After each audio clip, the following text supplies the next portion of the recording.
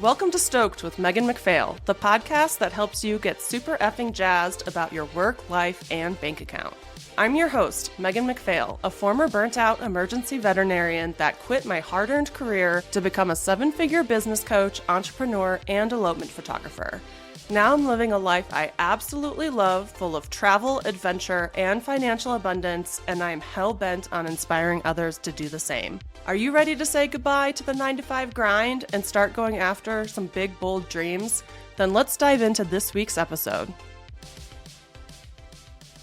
Hey, it's your host, Meagan McPhail, and today I have a special guest. Her name is Meagan Lawler. She is an elopement photographer in Colorado. She's also a business coach and workshop host. She's a multi-passionate artist who not only loves photography, but also ceramics, DIY house projects, interior design, and anything fine art. She actually went to school for fine art and photography, and we're going to be talking about creativity today. Welcome, Meagan. Hi, happy to be here. I'm so excited to have you here. So tell me your story, because you're originally from Indiana, right?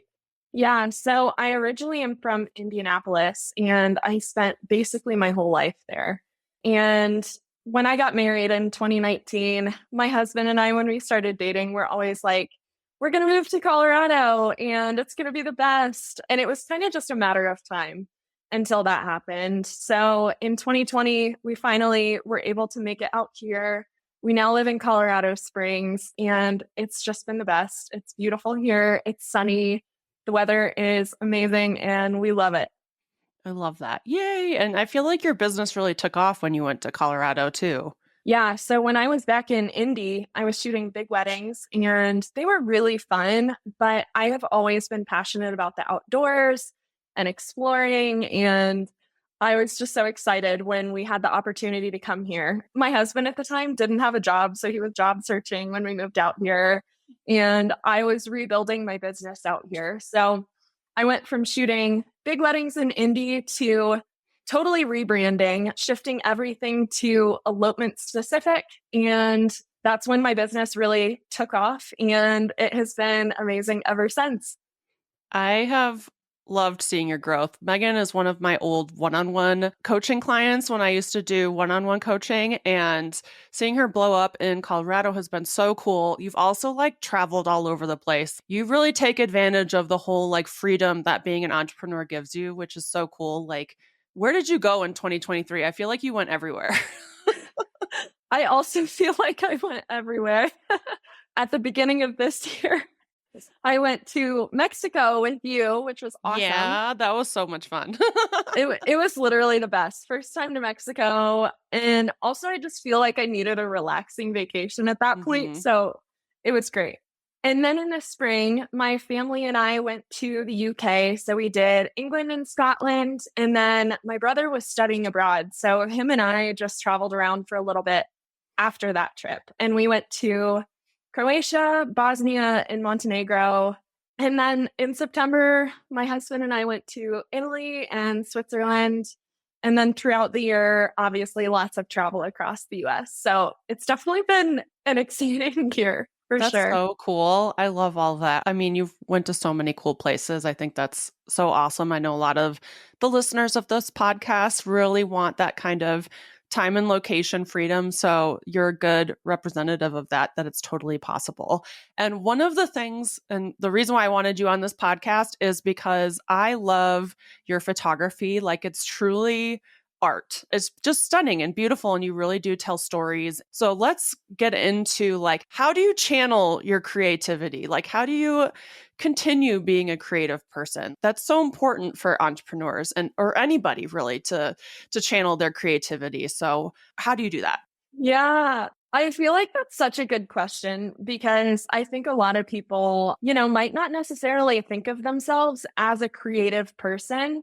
The way I grew up, I was I don't know. I just remember all of these times that I would lay on my floor and draw pictures and basically do nothing. And I think those were the times that I really had a lot of ideas or a lot of inspiration, or, as a kid, you just see the world so differently, and everything is new. Everything is exciting. Everything is just so cool. And to be able to get back to a place where you can kind of view the world as like, okay, it is a cool and exciting place. Obviously, there's a lot of things happening in the world that are just crazy, but like being able to see the good things and like the small things that matter, I think is really, really special. So when it comes to like channeling creativity, I think there are a lot of ways that this could kind of go, but I would say staying inspired is one.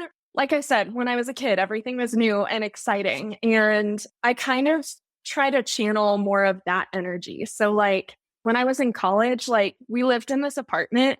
I lived with three other girls, and it was crazy because that's a lot of girls in one apartment. But this house was like just really cool. It was a historic home. It had like beautiful architecture and like cool windows. And there would always be like the prettiest light coming through the windows. And I feel like those things, like learning to appreciate, like, oh my gosh, that's the prettiest light I've ever seen, like coming through this window just in my apartment. Those are the things that get me excited, like small things. It doesn't have to be, okay, I'm traveling out of the country. Like, yes, that's so inspiring and so powerful. But I also think having an appreciation for the small things that are happening in your life or in, just the things that are happening around you, it makes a huge difference. Ooh, yeah, appreciation and like gratitude. I feel like that is always this topic that just keeps coming up in all of our podcast episodes. It's like getting back to the little things and the appreciation, gratitude for those things is so important. So, you mentioned when you were a kid and you were kind of like doing nothing, but then you're drawing, like boredom is a big part of creativity, right? I hear that all the time. I tell that to people. What are your thoughts on boredom and creativity? Yes. Let me circle back a little bit because I do want to say one thing about the gratitude section too. Yeah. Something I always tell my students is like mindfulness creates so much room for that appreciation, that creativity. And just being able to be a mindful version of yourself, like creativity is so much more about looking inward than it is at anything else. And so if you're showing up to things mindfully, then like that's going to be a reflection of who you are and the things that you deeply care about, which I just think is so powerful and so cool. And it like, because those are the things that you care about, it sets you apart versus somebody else. Yeah. How would you describe that? Just like noticing? Yes, I would also say there are a lot of ways you can kind of be mindful. Obviously, some people do like meditation, and that's kind of a mindfulness practice for them. And I think that's really powerful. I think this can really look a lot of different ways. So, whatever it is for you that helps you show up.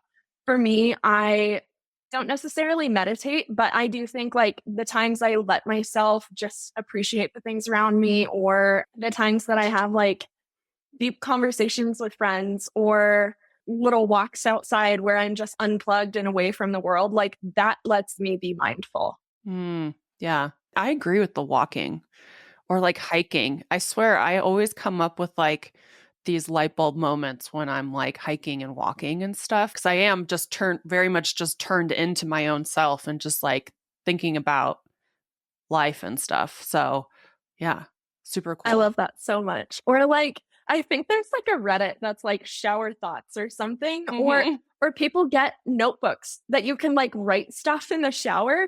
And I think that is so funny because it's the same idea, right? Like you're Yeah. unplugged and you're present. And so when you're just like by yourself in the shower with your thoughts and you like have so many of them, that's kind of the boredom or like the mindfulness or whatever you want to call it that like gets you creative, it gets you inspired.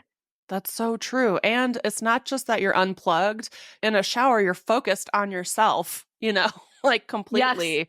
So that's like another thing. You're not focused on a TV or a phone or your partner or the dogs or anything else or a work project or whatever. You're just literally focused on yourself in there. And I think that's really cool. And that's like what hiking and walking is too. You're just really focused on the task at hand.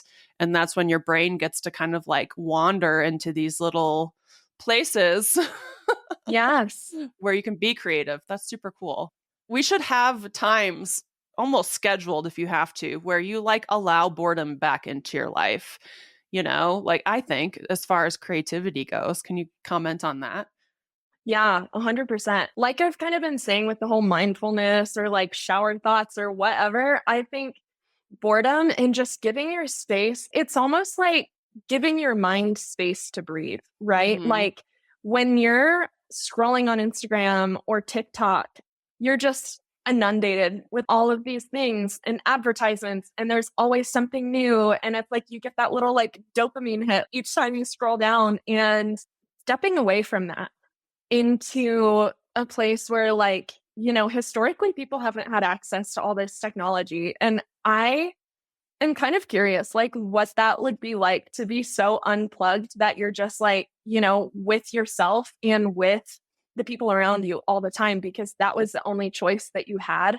But coming into like letting yourself have that space to breathe and have that space to like be in tune with yourself and what you're feeling and like what thoughts you have about your life or, your goals for the future, that can be super powerful. And part of the reason that I love ceramics is because with photography, like, one, I'm not really working with my hands and I love to work with my hands. And two, I feel like being able to step away from the computer and from all this technology and just like I'm sitting there and I'm forced to be present, because if I am thinking about something else, then my piece on the wheel is just going to get all messed up. Yeah, totally.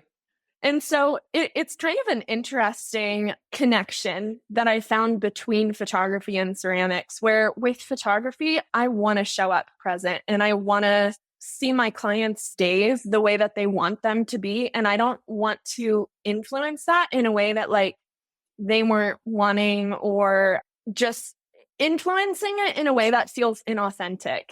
Versus with ceramics, yeah, I'm forced to show up and be present, and like being able to channel some of that mindfulness, present energy into my photo work has been kind of an interesting connection. Ooh, that is so interesting. And it also makes me think back to how I'm always telling people, like, I don't want you to be overworked because then you're going to show up to an elopement or a wedding or whatever, and your mind is going to be racing with your to do list, and that you have this giant editing log at home, and that you're exhausted because it's like the third wedding of the weekend or something, and you're dehydrated and you're not present, and you're going through the motions and you can't be creative because you have no energy. And like this all kind of wraps into that too, where like, yeah, if you want to show up and be the best for your clients and have that creative energy, you have to be present and you can't be overworked and Yeah. exhausted and stuff. Like you have to be able to channel that and flip into that mode, which I think is super powerful. And overworking yourself or just not being in touch with yourself I could see how that can just completely stifle any creative energy you have, because you do need, like, your brain needs to be able to wander to be able to be creative. Yeah, I love that so much because, yeah, if you can't take care of yourself and you're overworked and you don't have time to be in touch with who you are, what you care about, like, how can you show up to a wedding and like expect to create your best work? That's Mhm. going to be really, really hard for you. And if you're taking care of yourself, I personally think that when I am a more healthy version of myself, I'm more creative, which, if you're familiar with the Enneagram at all, I'm a two. And a two, when they're healthy, integrates towards a four, which is, a creative, like introspective type of personality. And so I can literally see that in myself when I am showing up for myself and I'm like in tune with myself, then I'm a more creative person. Yeah. That reminds me of, so Todd and I just got back from Patagonia and we were eating breakfast at this like communal table, and this couple next to us started a conversation with us, and they had just quit their corporate jobs because they were burnt out. They were probably like 30 or something, but they were burnt out, just quit their corporate jobs to travel for a year. And they were 1 month into their experience. So they're in South America hiking around and stuff. And we were talking about how burnout and working a job and how nice it is to be able to quit your job. And we told them our story about quitting our careers and stuff. And the guy was like, I can feel myself like a month out of quitting my job, I can feel myself being more creative. And he said, I'm starting to dream again. I'm starting to like think again. And that was like, Todd and I both were like, whoa, that's powerful because when you're in the thick of working, these W-2 jobs that I freaking hate so much for everybody who's working them, you don't have any thoughts. You're in survival mode. You're like putting in the work at your job. You're coming home. You're exhausted. You're getting chores done. And like, that's it. Your mind's not wandering to all these beautiful places. You know, you're not taking care of yourself. You're not mindful of yourself. You don't have time to be bored. And I think that that's really sad for a lot of people because creativity and kind of like these like little downloads of thoughts that you can get, they're so awesome, you know? And I think we need that in our life to be happy and healthy, don't you? Like we need creativity. 100%. And I'm curious too, like if they came from having a job that was more sciencey or like math related or something that was not a creative job. It's interesting because when you look at kids, like they are some of the most creative people. And I think part of that is they haven't been around long enough for the world to be like, hey, you're this or you're not this. When you have people telling you who you are, whether or not that's who you want to be or whether or not you think you're internalizing that, you absolutely are, especially as a kid. And, you know, when I was a kid, everybody was like, oh, she's so shy. She's so quiet. I just believed that I was this quiet, shy girl who like didn't really have that much to offer. And I think I'm still like kind of coming out of that and like Yeah. believing that I am somebody that has a lot to offer the world. And sometimes I can be reserved, but I'm also like very energetic and like outgoing. And I love talking to people and I love getting to know people. And I think that like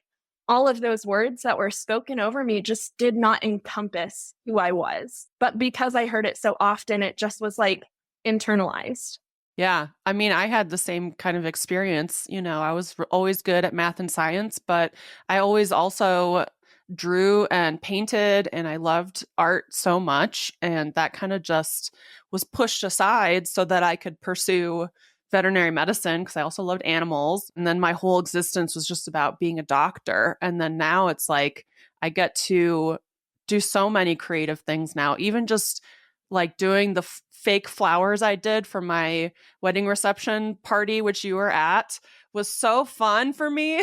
Just like I love that. just being in my garage, like putting little flowers together and being like, ooh, I like this color combination. And like, oh, I don't really like that one. I mean, it was just like really like healed my soul. I just feel like it's so important for all of us to do that kind of stuff. So we were talking a little bit earlier. How can you prioritize creativity in your life and use that to like keep you inspired for your life, essentially?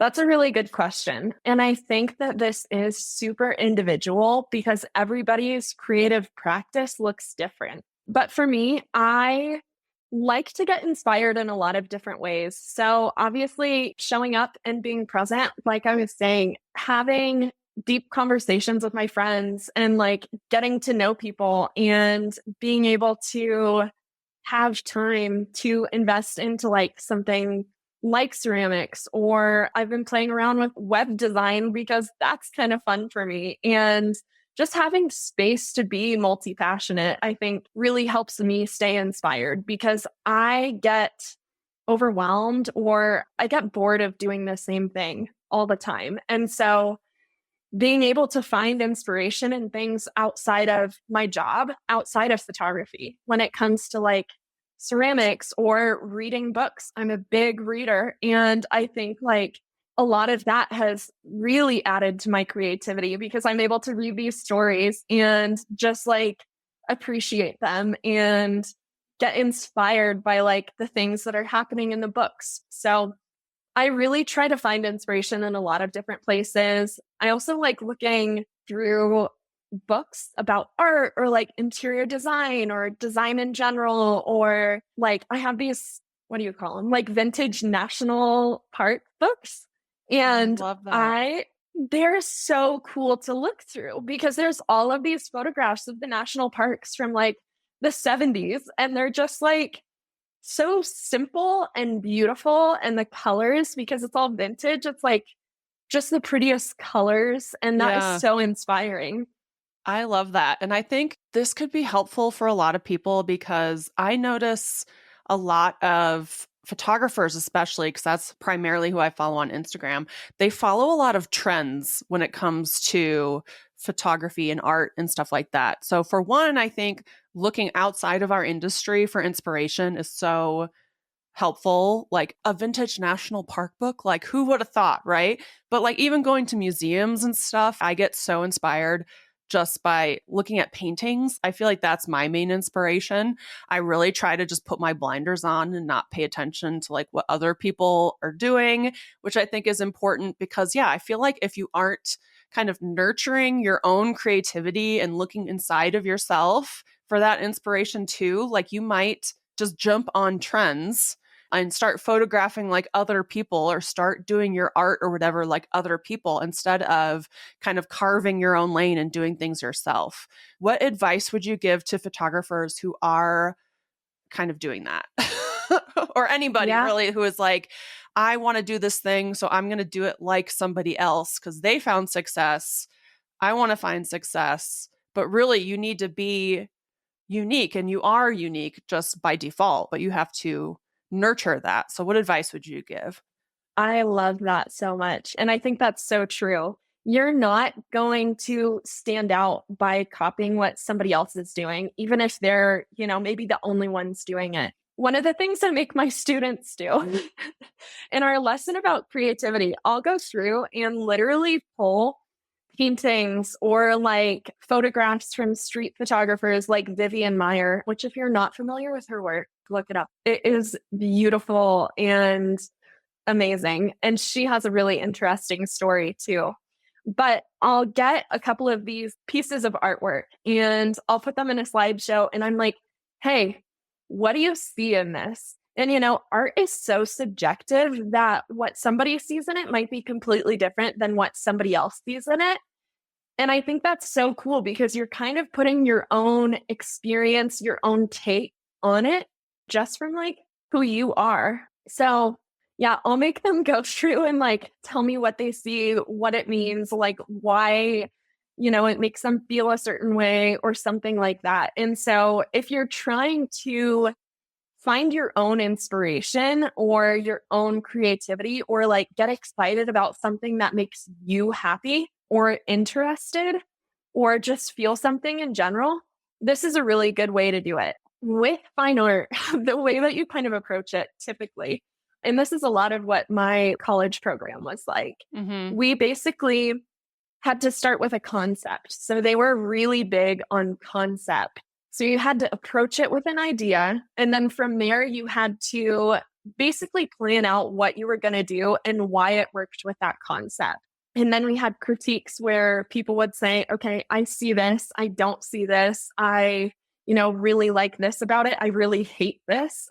But being able to basically look at a piece of art and say, okay, I see this in this artwork, or I really appreciate this about this artwork, or like the brush strokes in this, like show the movement so well.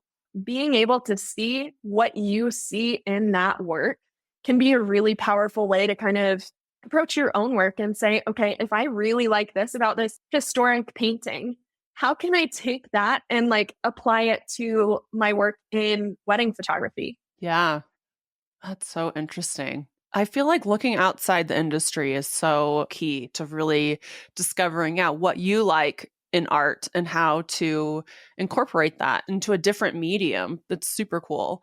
So, what advice would you give the listeners out there who are stuck in a job and they don't really have extra time and they don't really know what inspires them or how to be creative or anything like that? What advice would you give them? I would say in the spare time that you have, give yourself time to play. I think there are so many different ways you can kind of go about this, and it really depends on what you like or what you're interested in. But if there's something that you're like, man, I've always wanted to try that and I've never tried it, maybe now's the time to do that. And it doesn't have to be something that's super time consuming. Like maybe it's 1 hour a week or something, but just giving yourself time to play and like you don't have to have anyone's expectations with whatever that is for you. Maybe that's ceramics. So say you go to a pottery class. Nobody else is going to know that you're doing that. And like you can just give yourself the freedom to mess around, try something new, see what you think of it. Like maybe you'll hate it, maybe you'll love it, but just letting yourself try something different and like stepping outside of your comfort zone can be so powerful for like getting inspired and channeling your inner creativity. Yeah, do something uncomfortable. I think that's such good advice. Like if the idea of going to a pottery class or one of those like painting and just sipping wine classes or something makes you feel weird, you should do it. You should always do the things that make you feel uncomfortable. Also, I feel like if I had to give advice, I would be like, look back to your childhood and like, what were the things that you really loved as a kid? I've been looking back to like my childhood and kind of thinking like, what were the things that I used to love doing back as a kid that I don't do anymore? And like, one of those things was horses. So I've like, every time I travel, I'm incorporating horseback riding. And I love it so much. And I'm trying to think of other things I loved as a kid. I mean, it's really just like sketching and drawing and stuff like that. But I think it's cool to kind of go back to childhood and like what were the things that you love doing that you don't do anymore and kind of maybe channel and nurture some of that stuff. So, what advice would you give to people who are already in an artistic space, and they do have time? How could they get even further into their creativity? I kind of want to piggyback off of what you said and like let yourself be uncomfortable, whether that's something you did as a kid or something you've never done. Give yourself time to do that. Try something new. See if there's anything that like maybe you had no idea that it would inspire you, but it really does. And if you're already like aware of, okay, I go outside and I watch the sunset and it makes me feel super inspired and I have so many ideas, do that more often. Give yourself more time for those things. And also like release the pressure that like you have to show up in a certain way or you have to create a specific type of work or you have to do a specific thing. Like I really think that it's easy, especially as photographers. We get on Instagram and we see like 5 bajillion photos every single day, and they're all so beautiful. And you look at them and you're like, wow, this person is a way better photographer than me. And this person is way better. And like, this photo is so cool. And that's not necessarily true. Maybe they've found their style and like their things that they care about. And if you find yourself kind of caught in that comparison trap, then give yourself time to explore what makes you excited about the world and about photography and about your clients and channel more of that. Yeah, and play and get Mhm. uncomfortable and be okay with things not being perfect right off the bat because Yes. nothing is and perfection isn't real. So yeah, I think we have to like let go a lot of our kind of uptightness or like what people are going to think of you or like, oh, this isn't what a 40-year-old does, like you don't start ceramics at 40 or something. Like maybe I will. Yeah. But yeah, you got to play, you got to be okay with being uncomfortable. You have to think back to your childhood on what really you loved. You have to be okay with kind of sucking at things at first or trying things out and being like, I really didn't like that. Because you don't know ahead of time if something is going to really resonate with you or not. Like you just don't know until you try it. So yeah, that's all great advice. I feel like letting go of the expectations that either you have for yourself or other people have for yourself is so important. One of the things that I was talking about the other day, when I first started ceramics, I kind of had like a natural gift at it. And so I would show up and like I learned pretty quickly. But there were days that I would try and throw, and I could not throw anything.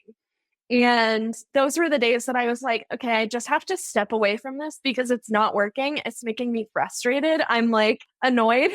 Yeah. And I just need to do something else, whether that was trimming or like sketching ideas for other stuff I wanted to make, but doing something different on those days where it felt really hard or it just wasn't working out, that was great. And over time, like I still have those days where I show up and I'm like, I cannot throw anything today. These look terrible. I can't center. It's not staying the way that I want it to. I can't get it as big as I want to, or whatever that might be. And over time, my skills have only improved, even with having days that I show up and it's just not working out. And I think that that's so true of everything. Like maybe someday we're going to show up and our photos are not what we wanted them to be, but like give yourself grace in that moment because over time, your skills are just going to get better and better. Your creativity is just going to get better and better. And being able to let go of the pressure that like you have to do better than you did last time, that is just like kind of unrealistic. You know what Yeah. I mean? Oh, totally. And I think too, creativity, it's just like anything, I feel like it's a practice that you have to actively engage in. And it doesn't necessarily just happen. And yeah, you have to kind of like nurture it over time. And so with photography, if you're still learning how to communicate with couples and how to adjust the settings on your camera and how to shoot in certain lighting scenarios, then yeah, you're probably not going to be super creative because you are so focused on so many other things. But once you get those things down, then you can kind of be like, okay, now I'm going to like nurture this creative side of me and do things kind of outside of my comfort zone to see if I like it or not, and maybe those photos are going to be crappy and you're going to not like it. Maybe they're going to be awesome, but you don't know till you try. So it's a practice that you have to kind of put in the reps for. Yeah. Yeah. I always say that creativity is a muscle, whereas like photography or drawing or ceramics, like those are skills. Those Mhm. can be learned. Creativity, it's not learned, but it is something that you just work and it grows. You go to the gym to keep up your strength and your fitness. And the same thing is true with creativity. The more creative things you do, the more you let yourself have space to just be mindful and be present, the more that's going to grow. Yeah. And I think that's why when we talk about creativity, it's such like a nuanced concept. It's not like this concrete thing where it's like first you learn this and then you do this, like photography and ceramics and stuff like that. The skills have like a recipe to them essentially. Whereas this creativity thing, it's like explore, work on it, nurture it, it's like all of these kind of like fluffy words, but that's because it's so unique to each individual and the journey is so different and the end product is going to be so different. And yeah, if you don't use it, you lose it. You have to kind of like keep maintaining it over time. And that also circles back to like, if you're in a good spot, like I say on this podcast all the time, like the purpose of our life is maybe to become the best versions of ourselves. And that's also an alignment to like the creative version of ourselves does feed off of us taking care of ourselves. Like it's all just a big loop. Yes. Yeah, 100%. It's all experimentation. You're just messing around and you're going to see what happens and it's going to be great or it might suck and that's okay. Yeah. And I think so many people, they are so afraid of sucking at things that they don't even do them. So I want to encourage everybody out there listening to do something that they're afraid they're going to suck at or that makes them uncomfortable or is something they want to do, but maybe they haven't because of other people's expectations or thoughts about it. And like go out there and have some fun. Yes. Have some It's fun the and work on best those advice. creative muscles, and see what happens. Cause like you just don't know what you'll blossom into until you work on it. So cool. Do you have any last thoughts that you want to mention about creativity? Yeah, if I had to say anything just to like close us out, give yourself space to be, let yourself experiment, let go of the expectations that you or others have for you, and just channel that like kid energy of like, you don't care. You're not letting anyone else's opinions or perceptions mess with the ideas or the things that you get excited about. I love that. I just want everyone to go out and have fun and play. Cool. Well, this was so much fun. I'm so glad we had this talk because I'm feeling inspired to do some cool stuff now and flex my creative muscles. Yay. I love that. And I kind of want to take up ceramics now. Yeah. Where can people find you on Instagram and stuff? What's your Instagram handle? Yeah. Okay. I'm on Instagram. It's at Meagan Lawler. Megan is spelled weird. So look in the title of the podcast episode. And then same with my website, meganelawler.com, TikTok, same handle, basically everywhere. It's just Meagan Lawler. So Nice. Perfect. Yeah, definitely go follow her on Instagram, TikTok, all the places to see her lovely photography. And every once in a while, you'll see her with her cute little DIY home projects and ceramics on her stories. But yeah, I'm so happy you were here and I'm so glad that we got to catch up. And thanks for coming on the podcast. yeah, this was so fun. Thanks for having me. Thanks so much for joining us on this episode of Stoked with Meagan McPhail. If you enjoyed the show and you'd like to help support the podcast, please subscribe, leave a review, and tell a friend. If you're looking for more inspiring content, check us out on Instagram at Stoked with Meagan McPhail. And to learn more about my business coaching and how I can personally help you quit your 9-to-5, visit my website at meaganmcphail.com. I hope this leaves you feeling stoked. See you next week.